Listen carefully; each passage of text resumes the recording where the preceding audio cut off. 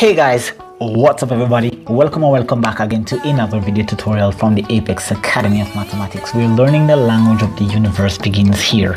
My name is Akin, otherwise known as Apex Selenium, and in this video we're going to be talking about solving simultaneous equations using the elimination method. But of course, this video is about working through a few examples and applying the steps that of course was discussed in part 1 of this video. So of course, by the title you can see that this is solving simultaneous equations examples part 2.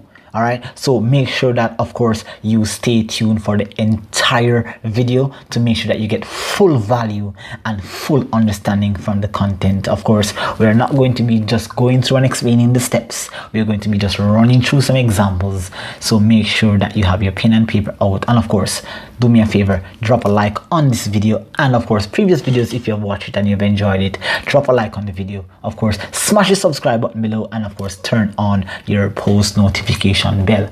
I do also want to use the opportunity to let you know that during this time of recording this video, we are actually in a pandemic and a moment where there's a lot of online classes, or at least all online classes are being offered at the moment. So right now I want to do a little bit more for my students and my subscribers, helping them right across the world with their C6, CAPES, AdMath, College Algebra, Pre-Calculus 1 and 2, Calculus 1, and of course ED, Excel exams, GCE, and all those different levels of math. Of course, feel free to make a comment or leave a comment below, make a video request if you so desire, and I will drop that video as soon as possible. Of course, this video that I'm making here was of course a video request from Carisi Seymour. Thank you so much for giving me the opportunity to make or to produce my first video request. All right, so without any further ado and rambling, let's jump right into video, and make sure, don't forget to subscribe and turn on your post notification bell. All right, so let's skip to that section where we are going to be running through some examples of this. So I want to kind of get rid of whatever is here, so I'm just gonna get it here. All right, I'm just gonna go to the next page and just kind of create this. All right, so let's go over here. So I want to create some space. All right, let's just delete that. All right, good. So we're going to be going through these examples, guys, and I want to not go too fast, and I want to be as concise as possible. So as I said before, make sure that if you're watching this video for the first time on my channel, you want to make sure that you watch the previous video before, so you can understand the steps that I'm going through. All right, so please make sure that you do so for me. All right, so here we go. We are going to be running through these examples, so let's get to it. All right, so our first equation that we have here is of course 4x plus y is equal to 17, and 2x plus y is equal to 9. All right, so there's a couple of things that can be identified here with this question. All right, like previously before, our first step here is to always give our equations a name. So we want to go ahead by doing that first. I want to call this here equation 1, and I want to call this here, of course, I want to call this equation 2. So that's the first thing I want to do there. All right, now I could easily decide that I want to make these two numbers become the same if I wanted to. All right, but when I take a closer look at a problem like this, I immediately recognize that the coefficient of the y here is 1 and the coefficient of the y here is 1. So those two numbers are already the same. So with an example like this, I could ignore step 2, where step 2, as we mentioned before, is to choose a number to multiply, or choose a variable to equalize, then choose a number to multiply the coefficients so they can become the same. I can skip step 2 completely for that. All right, so I'm going to do that, skip step 2, and then I'm going to jump right into the whole idea of going into step 3. So since these are already the same, I can look and ask myself, are the signs of the variables the same?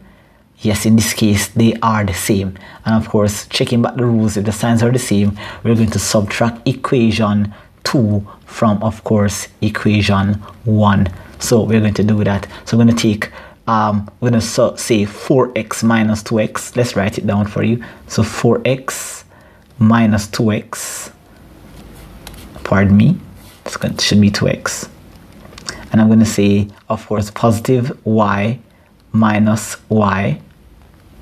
And that's going to clearly give me here 17 minus 9.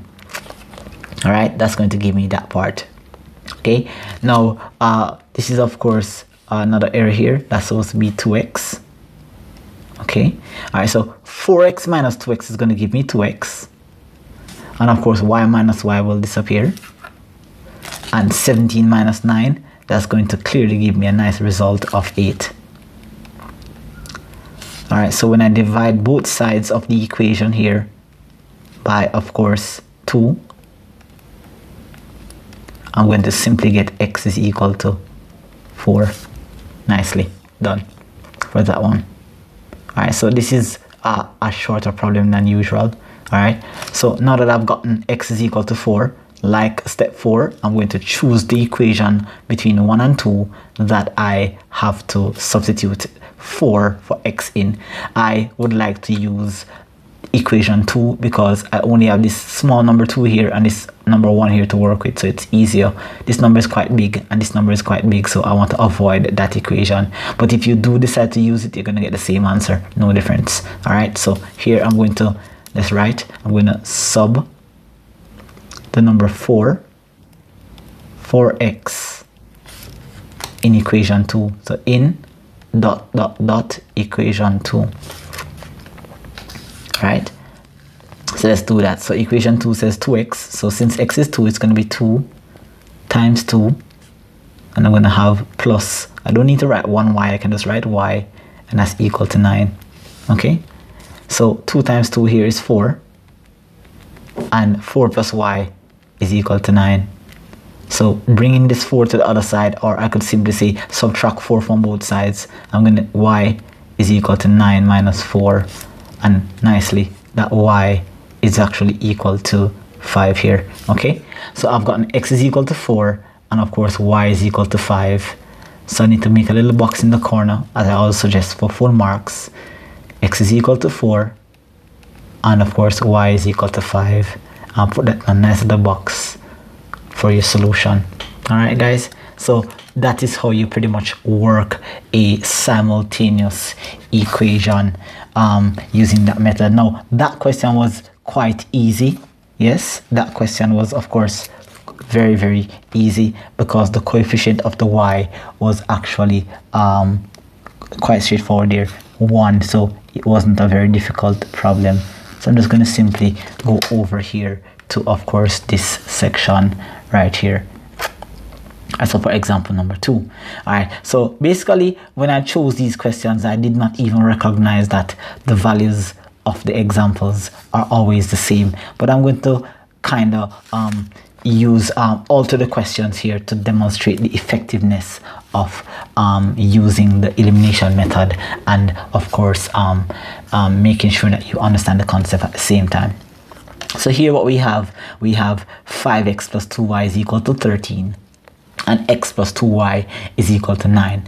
So what I'm going to do here is that although right away this example is similar to, of course, the first example over here, I want to show you what can happen if you don't see that of course these numbers are the same, because many times I've seen where students get this scenario, and when the question can be quite simple, they make it very difficult by doing the whole step 1, step 2, step 3, step 4.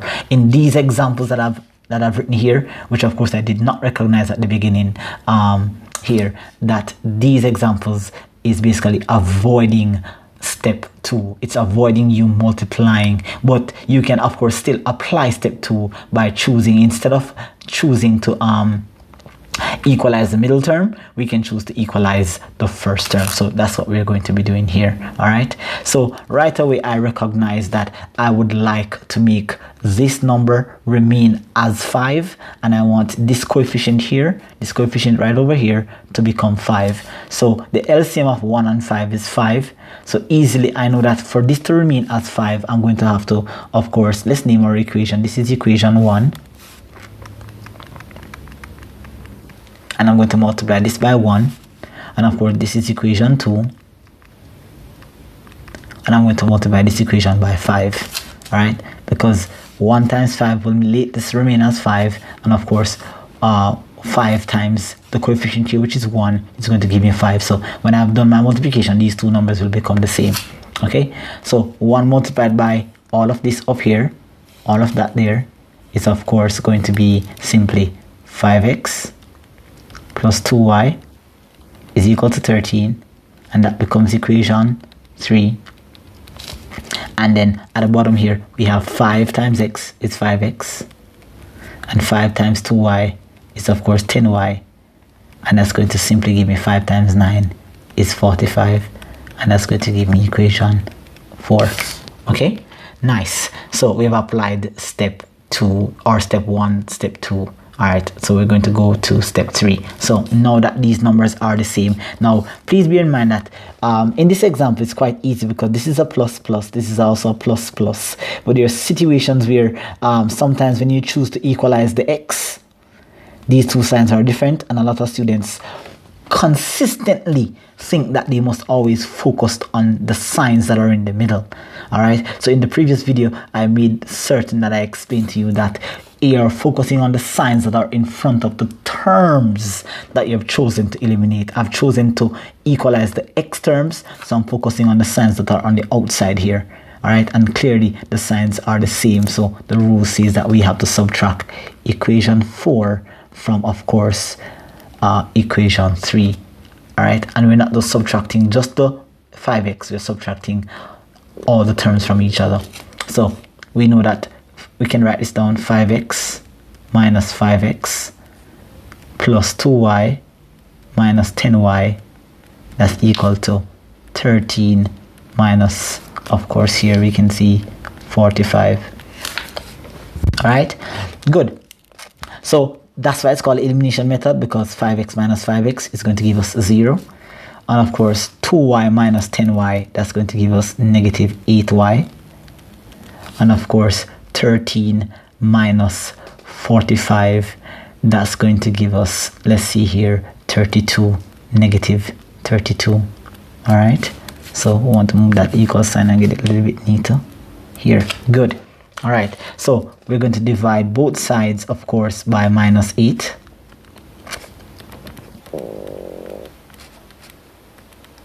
And by cancelling out this minus 8 here, we are going to nicely get a result that y is equal to negative into negative, or negative divided by negative is positive, and 32 divided by 8 is of course 4. Nicely done there for you. All right, so hopefully you guys are getting the concept so far. Drop a like if you have not done so already. All right, so we're going to now take this value of y. So notice now that when I've eliminated x, I've found my y. On this example, when I've eliminated the y, I found my x first. So it's just personal preference, but of course teachers strategically likes to tell students to eliminate the y so they can always find the x first. All right, so here we go. We're going to substitute. Now we're going to sub 4y in, of course, dot dot dot, and I need to choose the equation that I'm going to use. I really like equation 1 because it's just that x and just that y, to y, and that very small number, and these numbers are quite big.